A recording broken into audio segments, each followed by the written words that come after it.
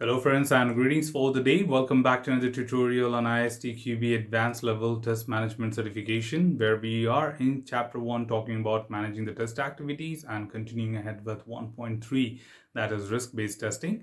And today, as a part of this tutorial, we shall look into 1.3.5, that is techniques for risk-based testing. And we would like to understand what could be specific techniques which are related to risk-based testing in order to help us mitigate the known risk of the projects.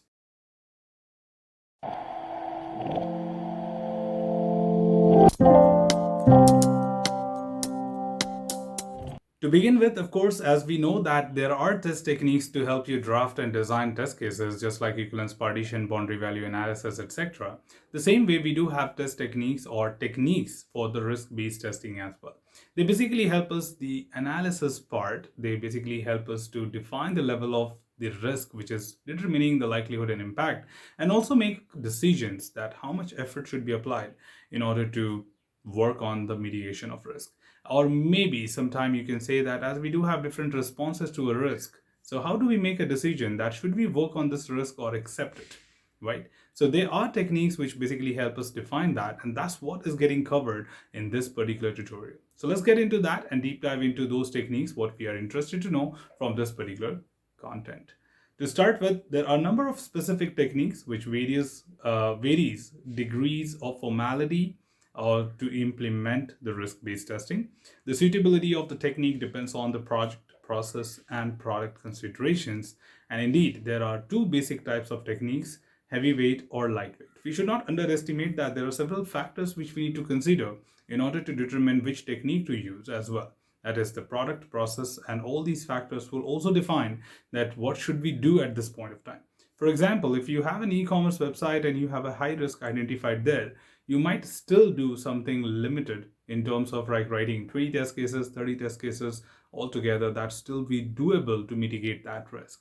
But when it comes to safety integrity or safety criticality, and then we have something related to safety products, if you have a high risk associated, I may even have to talk to a particular consultant to define what best can be done in order to mitigate that. So there could be different ways of dealing it. There could be need of different types of techniques to deal.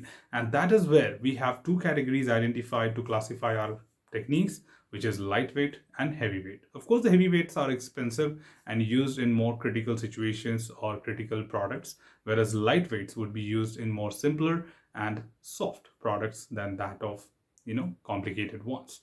Further to add here, of course, in safety critical system, heavyweight techniques are very often used, where in non-safety critical applications, lightweight techniques are usually employed. Heavyweight techniques are formal, using defined procedures and detailed documentation. They also involve broad group of stakeholders. The risk assessment within heavyweight techniques uses detailed factors of risk likelihood and risk impact and the mathematical formula to calculate the risk likelihood and risk impact from those factors. Now, some of these examples of heavyweight techniques we are discussing here. So let's get into each one of the detail here. The first one we have is hazard analysis. Of course, as the name says, the hazard is being analyzed in this particular technique in a very deeper way, very detailed way, because that's how we can understand what could be the most possible impact of this particular risk and what could be the possible things to be done in order to prevent it. So it basically says extends the analytical process upstream by attempting to identify the hazard that underlie each risk. So here we look forward to see the impact part or hazard part, which is technically being used.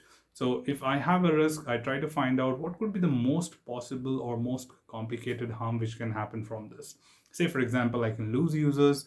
I can probably even look forward to impact the health of the user just because it could be a radioactive active element, or maybe this could be a medicine which is just not limited to the brand image, just not limited to the promotions which I'm making. It's more for things which are related to the life of the people, and I may have to make some wise decisions here. So hazard analysis basically looks into those mechanical equipments also, or more of like safety critical things, where we look forward to find the detailed hazard of each risk which underlies of that. So that is where we look forward to conduct this and then look forward to define how to mitigate each one of these possible items. The next technique here, of course, is the case cost of exposure. This basically helps you determine for each quality risk item the likelihood of the failure, that is the probability of that event to happen, the cost of loss associated with typical failure, and the cost of testing for such failures.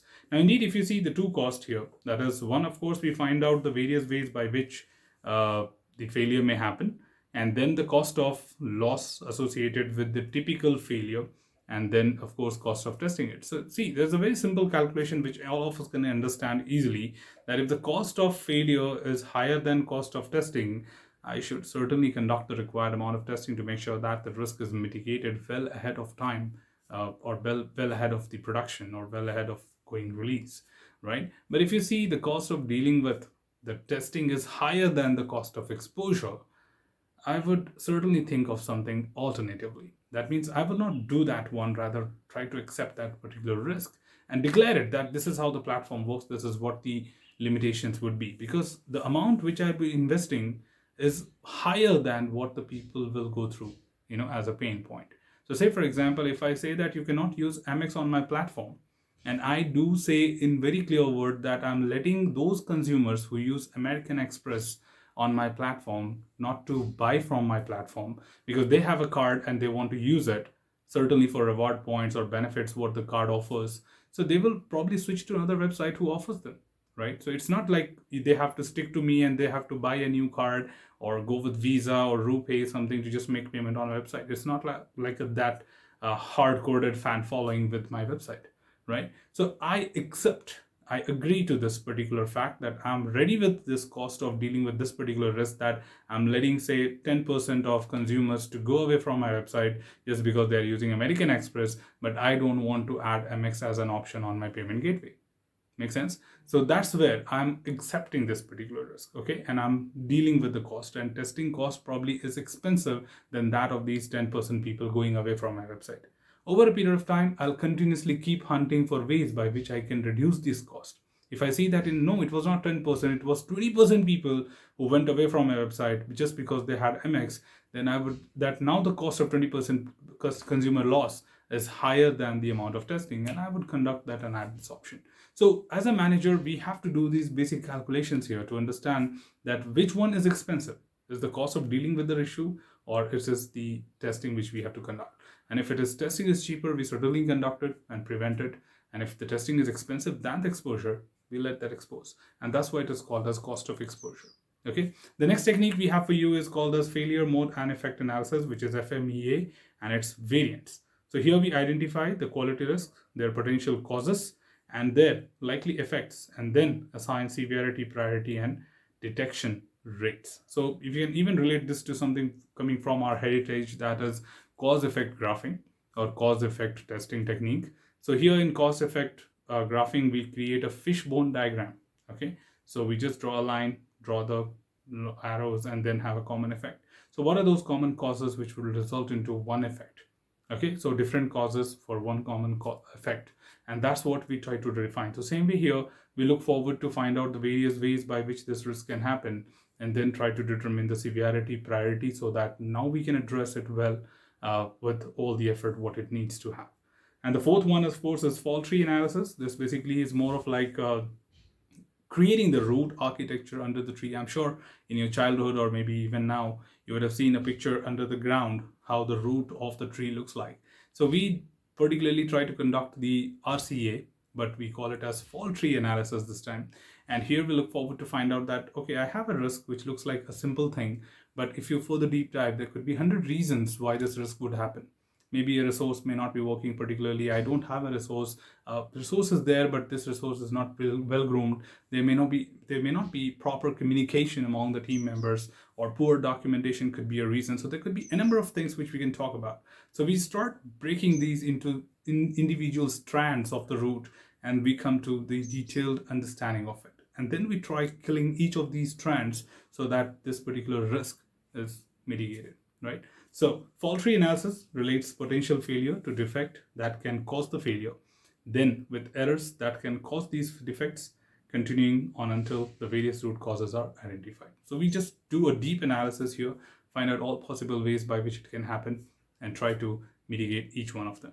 And that's how we deal with this heavy technique. Of course, all of these techniques would have told you something, that it requires effort, formalization, more people involved. So that's the reason these are called as heavy techniques and consumes more time and money. Okay, so let's move on to the next part here. That is, of course, to deal with the lightweight. So in contrast, the lightweight techniques are less thorough and requires less effort from the test team and the stakeholders. Like heavyweight techniques, they are also based on stakeholder involvement, using the results of risk analysis as the basis for the test planning and the test conditions definition. However, the group of stakeholders may not be broad, and the risk factor are usually reduced to risk impact and risk likelihood on an ordinal scale. So depending on the amount of level which we have, we will define the effort to be applied for that particular risk. However, these are considered to be lightweight because we don't look forward to really have a very deep considerations of stakeholders and involving broadest range of people, etc. And we may just keep it limited to the technicality and involving only technical people to perform these required activities. So when we talk about the techniques, so some of these techniques like SST, which stands for Systematic Software Testing, can only be used when requirement specifications are provided. And there are some other techniques as well, including PRAM and PRISMA. So PRAM stands for Pragmatic Risk Analysis and Management, and Product Risk Management is what we call it as PRISMA. Okay, so PRISMA here, PR stands for P stands for product, RI represents risk, and MA represents the management. So RIS goes for risk. Okay, so PRISMA, Product Risk Management, and use the requirement and or other specification as an input to the risk analysis, but can function entirely based on stakeholder inputs as well. So indeed, these are the variety of techniques which a test manager should be worried about, and accordingly, depending on the criticality of the requirement, criticality of the project, or the effect, what we might be looking at like impact, we may decide how heavy to go with and how lightweight to go with. Right? So that's all from this particular tutorial, team. Should you have anything else, feel free to comment below. I'm always there to address your queries and answer them well. Till then, keep learning, keep exploring, keep understanding the context. Thanks for watching the video, team, and happy learning.